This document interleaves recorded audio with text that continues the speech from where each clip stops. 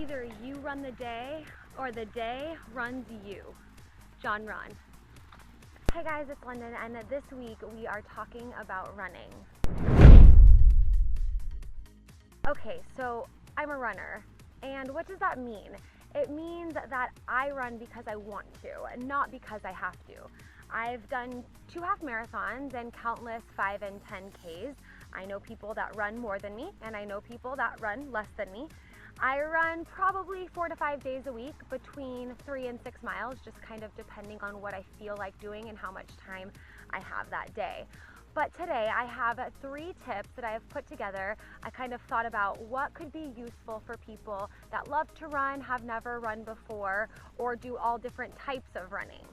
So these 3 tips are for you runners. Okay, so the first tip is to know your gear. And by gear, I mean your shoes. People do a bunch of different types of running. Running on the treadmill, trail running, outdoor running, sand running. You know, it just kind of depends on you. So the idea behind the tip of know your gear is inspiring you to take that time, do research, figure out what types of shoes would be good for the type of running that you're doing, and then which ones feel good for you. My first half marathon, I really liked the shoes that I wore the first time better than the second time. So if I go to do a third half marathon, I definitely know what shoes will be better for me. And sometimes it's about trial and error, and sometimes it's about spending a little bit extra money on something that's better for your body and better for your runs. So don't forget to know your gear. Mix it up. Run in the grass, run in the sand, run on the asphalt, run uphill, run downhill. Sometimes you get caught in just running the same route over and over and over again, and your body gets used to that repetitive motion and that repetitive path. So what you want to do, especially if you're going to do races where you're not quite sure about the route, you're going to want to do things where your body is building endurance and running in different areas where maybe it's not always used to.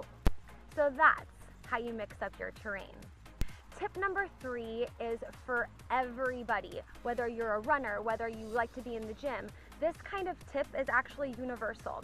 This is a reminder about your warm-up and cool-down. I had the pleasure of working and making a video with Paralympic medalist Blake Leeper, and something that he said that was just so simple yet so important is that it's better to spend those 2 or 3 minutes warming up and cooling down at the beginning and end of your workout than it is to spend 2 or 3 months injured because you skipped those parts. So it's about really taking time to love your body, and especially for your runners, loving your legs.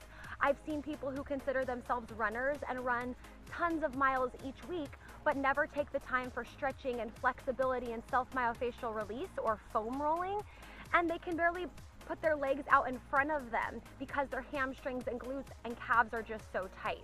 So my third tip is just a reminder for anyone and everyone, never forget your warm-up and your cool-down.